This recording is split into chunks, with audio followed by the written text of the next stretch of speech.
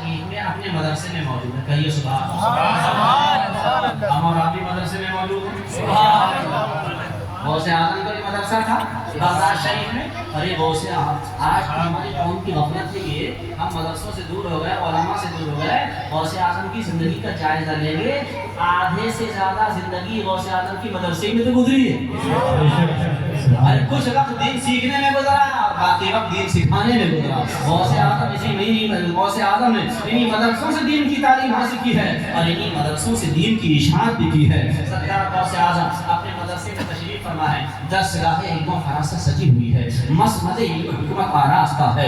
شہنشاہ بغداد تاجدار ولایت سیدنا سرکار غوث پاک رضی اللہ تعالیٰ عنہ اب مسند علم و حکمت پہ جلوہ فرما ہے. اللہ اللہ اپنی درسگاہ کے اندر جلوہ فرما ہے اور آپ سے علم حاصل کرنے والے جملہ طلبہ علوم دینیہ آپ کی بارگاہ میں مؤدب انداز میں بیٹھے ہیں. اللہ اللہ ذرا غور کرو کتنے خوش نصیب ہوں گے پڑھنے والے وہ طلبہ جو غوث اعظم سے علم دین حاصل کر رہے ہیں. اللہ اللہ غوث اعظم کے چہرے کی زیارت بھی ہو رہی ہے اور غوث اعظم سے اکتساب علم بھی کر رہے ہیں, اکتساب فیض بھی کر رہے ہیں. ان کی نگاہیں غوث اعظم کے مبارک چہرے پہ جمی ہوئی ہیں, ان کی نگاہیں غوث اعظم کے چہرے کے دیدار سے مشرف ہو رہی ہیں. اللہ اللہ انہی طلبہ کا بیان ہے. وہ طلبہ بیان کرتے ہیں کہ ہم دیکھ رہے ہیں غوث اعظم رضی اللہ تعالیٰ عنہ کی بارگاہ میں حاضر ہو کر کے ان کے مبارک چہرے کی زیارت کر رہے ہیں. ابھی ہماری نگاہیں غوث اعظم کے مبارک چہرے پہ جمی ہیں, ہم زیارت کر رہے ہیں, دیکھ رہے ہیں. اسی درمیان میں ہم نے دیکھا کہ غوث اعظم کے چہرے کا رنگ بدلا اور جب بدلا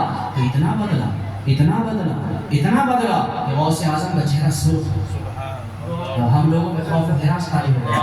اللہ رحم کرے, اللہ خیر فرمائے. آج سرکار غوث اعظم جلال میں ہے. آپ کے چہرے پاک پر جلال کے آثار نمودار ہیں, آپ کے چہرے پاک پر جلال کے آثار ظاہر ہو رہے ہیں. اللہ اللہ وہ طلبہ بیان کرتے ہیں غوث اعظم کے چہرے پاک کا رنگ جب بدلا اسی درمیان میں غوث اعظم نے اپنا دست مبارک نورانی ہاتھ درسگاہ میں بچھی چادر شریف کے نیچے داخل فرما دیا.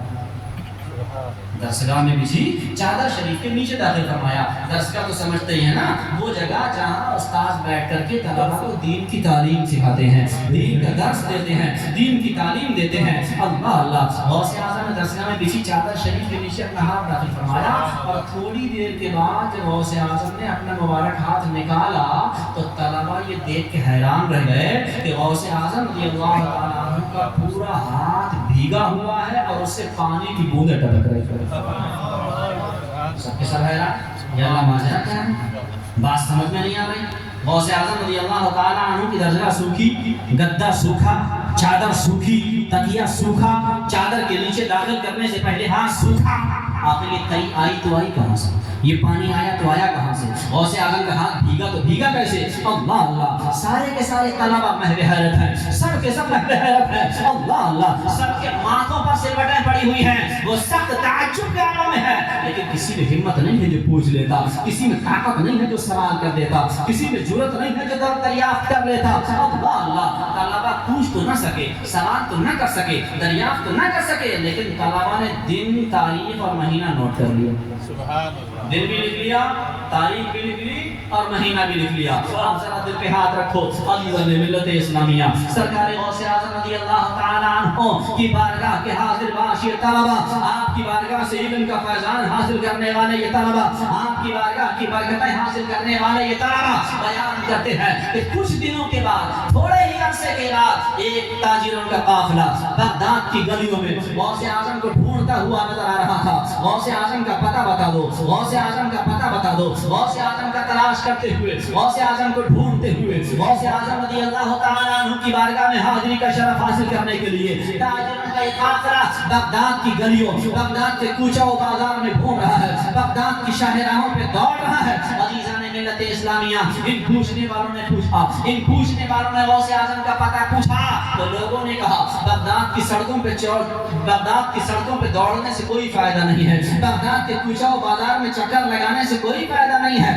ہاں اگر تم غوث اعظم سے ملاقات کرنا ہی چاہتے ہو تو فلاں محلے میں غوث اعظم کا مدرسہ ہے, وہاں چلے جاؤ, انشاءاللہ ملاقات ہو جائے گی. عزیزان ملت اسلامیہ, اب یہ تاجروں کا گروہ غوث اعظم رضی اللہ تعالیٰ عنہ کو ڈھونڈ ڈھونڈتے ہوئے اور آپ کا پتہ پوچھتے ہوئے بغداد کے کوچہ و بازار سے گزرتے ہوئے اسی محلے میں پہنچ جاتا ہے اور پوچھتے پوچھتے غوث اعظم رضی اللہ تعالیٰ عنہ کے مکان کے دروازے کے قریب پہنچتا ہے اور عرض کرتا ہے کہ ہم لوگ تاجر لوگ ہیں اور بہت دور سے تجارت کا سفر کر کے واپس آ رہے ہیں اور غوث اعظم رضی اللہ تعالیٰ عنہ سے ہم ملاقات کا شرف چاہتے ہیں، غوث اعظم رضی اللہ تعالیٰ عنہ سے ملاقات حاصل کرنا چاہتے ہیں، غوث اعظم کی بارگاہ سے اکتساب فیض کرنا چاہتے ہیں۔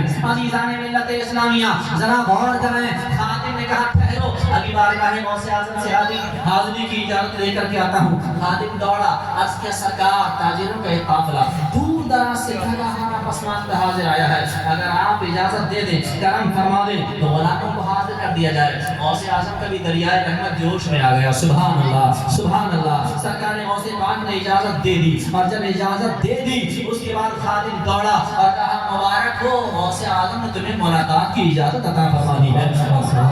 اب یہ تاجروں کے گروہ کو لے کر کے غوث اعظم کی بارگاہ میں پڑھ رہا ہے۔ اب یہ تاجر لوگ ڈرتے جھجکتے سہمتے مؤدب انداز میں غوث اعظم کی بارگاہ میں حاضر ہو رہے ہیں۔ ذرا غور کرو مسلمانوں، یہ بارگاہ کوئی عام بارگاہ نہیں ہے، یہ بارگاہ کسی عام ولی کی بارگاہ نہیں ہے، ارے یہ تو بارگاہ وہ مبارک بارگاہ ہے جہاں عوام تو عوام، خواص تو خواص، بڑے بڑے اللہ والے جب اس بارگاہ میں آتے ہیں تو لرزتے ہوئے حاضر ہوتے ہیں، مؤدب انداز میں حاضر ہوتے ہیں۔ اللہ اللہ۔ عزیزان ملت اسلامیہ تاجروں کا یہ گروہ غوث اعظم کی بارگاہ میں حاضر ہو جاتا ہے۔ یہ اپنے ساتھ کچھ نظر لے کر کے آئے تھے، کچھ نیاز کا سامان لے کر کے آئے تھے، غوث اعظم کی بارگاہ میں پیش فرما دیا اور سرکار غوث اعظم رضی اللہ تعالیٰ عنہ نے کرم بالائے کرم فرماتے ہوئے ان کی نظر کو قبول فرما لیا۔ غوث اعظم کا قبول فرما لینا کوئی معمولی بات نہیں تھی، بہت بڑی بات تھی۔ آج ہم بھی نظر پیش کرتے ہیں، آپ بھی نظر پیش کرتے ہو، ان تاجروں نے بھی نظر پیش کی، غوث اعظم نے قبول فرما لی۔ اور غوث اعظم سب کی نظر قبول نہیں فرماتے تھے، غوث اعظم سب کی نظر قبول نہیں فرماتے تھے۔ بڑے بڑے امیر، بڑے بڑے دولت مند، بڑے بڑے بادشاہ، بڑے بڑے شہنشاہ وقت آپ کی بارگاہ میں حاضر آتے تھے، لیکن آپ ان کی نظروں کو قبول نہیں فرمایا کرتے تھے۔ اور ایک تو بڑا مشہور واقعہ ہے، بڑی مشہور روایت جو آپ نے سنی ہوگی کہ اپنے وقت کا خلیفہ مستنیر باللہ آپ کی بارگاہ میں اشرفیوں کی تھیلیاں، سونے کی اشرفیوں کی تھیلیاں لے کر کے آیا کہ حضور قبول فرما لیجیے، حضور قبول فرما لیجیے، حضور قبول فرما لیجیے۔ غوث اعظم نے منع فرمایا، پھر آپ کہا حضور قبول کر لیجیے، پھر منع فرما لیا، پھر کہا حضور قبول فرما لیجیے۔ غوث اعظم کو جلال آ گیا، تیسری مرتبہ جلال آ گیا اور آپ نے اس کی اشرفی کی تھیلیوں کو اپنے ہاتھ میں لیا، جلال کے آنگن میں دبایا، رگڑا اور رگڑا تو ان سے خون ٹپکنے لگا۔ جلال کے عالم میں غوث اعظم نے ارشاد فرمایا، شرم نہیں آتی غریبوں کا خون چوستے ہو اور میری بارگاہ میں نظر پیش کرتے ہو۔ اللہ، پتہ چلا غوث اعظم کی بارگاہ میں طیب و طاہر مال قبول ہوتا ہے۔ ان اللہ طیب یحب الطیبہ، اللہ پاک ہے اور پاک ہی کو قبول فرماتا ہے۔ تو ہماری ذمہ داری ہے ہم جو غوث اعظم کی بارگاہ میں نظر پیش کریں وہ نظر طیب و طاہر ہونا چاہیے، پاک و صاف ہونا چاہیے۔ لیکن افسوس آج ہمارے بھائیوں کا حال یہ ہے، دین سے دوری، علماء سے دوری، دین سے غفلت اس حد تک بڑھ گئی، اس حد تک بڑھ گئی، اس حد تک بڑھ گئی کہ اب انسان اپنے رزق کے متعلق بھی یہ غور نہیں کرتا کہ یہ حلال ہے کہ حرام۔ ہمیں یہ پتہ ہی نہیں کہ ہمیں مال پاک کیسے کیا جائے گا، بس نیاز دلائے رہو، پارچے میں پارچے کرے رہو۔ یہ پتہ ہی نہیں کہ ہمارا یہ مال پاک کیسے ہوگا، اس مال کو پاک کرنے کا طریقہ کیا ہے۔ ذرا غور کرو، سوچو، جس مال سے آپ نیاز دلا رہے ہو، اچھا یہ نیاز اور فاتحہ بڑی اچھی چیز ہے، بڑی مبارک چیز ہے، لیکن ہمیں یہ معلوم ہونا چاہیے کہ نیاز کا اپنا الگ مقام ہے اور فرض اور واجب چیزوں کا اپنا الگ مقام ہے۔ بہت سے لوگوں کا حال یہ زکوٰۃ دیتے نہیں ہو فرض ہے، عشر دیتے نہیں ہو واجب ہے، نیاز کرا رہا ہے۔ ذرا غور تو کرو، آپ نے جو چیز نکاح دینا چاہیے وہ تو دی نہیں، جو فرض تھا اسے ترک کر دیا اور نہ گزار نہیں کرتا، یہ کیسے قبول ہو جائے؟ ذرا سوچیے، دل پہ ہاتھ رکھ کے فیصلہ کریے۔ زکوٰۃ ہم نے غریبوں کا حق مار کے جمع کر لیا، فقیروں کا حق مار کے جمع کر لیا، بیواؤں کا حق مار کے جمع کر لیا، مظلوموں بے کسوں کا حق مار کے جمع کر لیا، بن گئے سب کروڑ پتی۔ ذرا سوچیے، میں آپ کو دعوت فکر دیتا ہوں، ہمارے یہاں یہ چونکہ فصل کا موقع ہے، کھیتی کرنے والے کھیتی کرتے ہیں اور اسے جانتے نہیں ہوتی کیا چیز۔ ایک مرتبہ میں آپ کو بتاؤں، ایک مرتبہ ایک گاؤں میں جانا ہوا مدرسے کے چندے کے تعلق سے، تو دیکھا کہ ان کا گیہوں کا ڈھیر لگا ہے.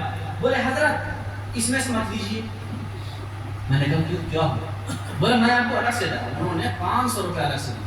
بولے یہ ہماری ایسے کر دیجیے لیکن اس میں سے ہمیں ایک پیٹا بھی نہیں دیں گے. میں نے کہا کیا وجہ؟ بولے ابھی ہم نے فاتحہ نہیں دلائی. یعنی اس سے کوئی مطلب نہیں. آپ حساب لگا. یہ ہماری قوم کی لا علمی، جہالت، دین سے دوری، علماء سے دوری کا نتیجہ ہے. میرے عزیزو، حق والوں کا حق پہچانو. غریبوں کا حق مار کے، فقیروں کا حق مار کے، مظلوموں کا حق مار کے، بے کسوں کا حق مار کے ہم مالدار بن جائیں اور نیاز پر نیاز کرائے رہیں.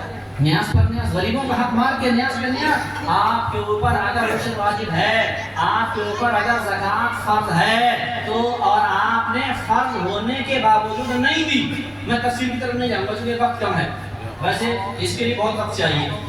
زکوٰۃ کے مسائل اگر آپ کو معلوم کرنا ہے، مولانا عبد الکریم صاحب اللہ کے پاس خالی باقی تشریف، بلکہ لازم ہے ہمارے اوپر. پھر وہی بات آ رہی، یہ ہماری دین سے دوری ہماری بربادی کا سبب بنتی چلی جا رہی ہے. ارے علماء کے قریب آؤ، اماموں کے قریب آؤ، پڑھے لکھوں کے قریب آؤ، پوچھو کہ ہمارے اوپر کیا فرض ہے، ہمارے اوپر کیا لازم ہے، زکوٰۃ کے مسائل کیا ہیں، عشر کے مسائل کیا ہیں. اختصار کے ساتھ بتا دوں، اگر کسی کے اوپر زکوٰۃ فرض تھی اور فرض ہونے کے باوجود اس نے نکالی نہیں، ادا نہیں کی، تو میں کہتا ہوں اس نے غریبوں کا حق مار کے کھا لیا، اس نے فقیروں کا حق مار کے کھا لیا، اس نے بیواؤں کا حق مار کے کھا لیا، اس نے مظلوموں کا حق مار کے کھا لیا، اس نے ضرورت مندوں کا حق